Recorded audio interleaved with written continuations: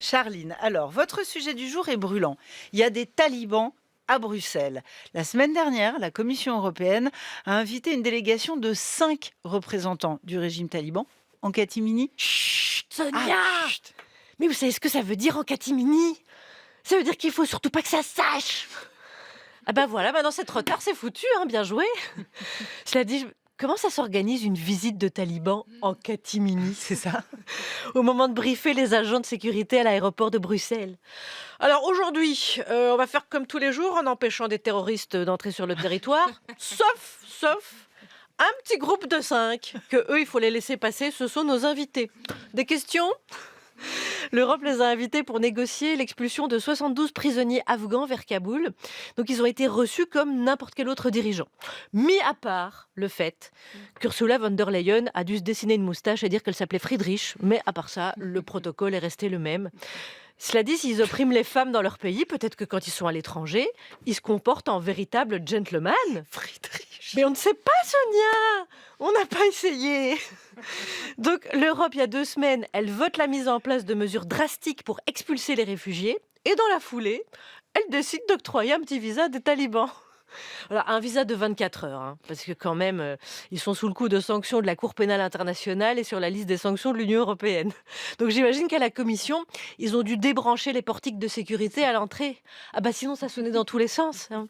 Alors résultat, toutes les conditions sont réunies pour que Poutine vienne passer un petit midweek en famille à Bruxelles. En catimini. En 24 heures, j'espère que les talibans en ont profité pour se balader un petit peu à Bruxelles. Un petit moule frites. Une croquette aux crevettes. J'espère qu'ils ont pu profiter du spa à l'hôtel. Ben alors le choc culturel. Ils se sont dit, hey, vous avez vu? Ici, les pierres, ils les utilisent pas pour la lapidation, ils font des massages avec. Et ils les chauffent avant en plus. C'est bien ça, on va essayer en rentrant, hein. Et faites attention à pas vous brûler, hein. Oui, mais c'est un petit peu douillé le taliban, je pense. Bref, les autorités européennes expliquent que c'était juste une réunion technique. Vu que les règles européennes en matière d'immigration sont de plus en plus inhumaines, ils se sont dit autant faire venir des experts en barbarie. Mais, de toute façon, quand tu mets le terme technique en diplomatie, ça minimise la rencontre, hein. On le fait tous à notre échelle. Voyez.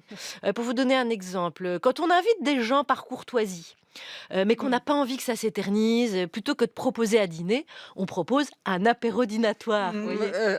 La semaine dernière, tu m'as invité à un apéro dînatoire, Charline. Ah, ouais.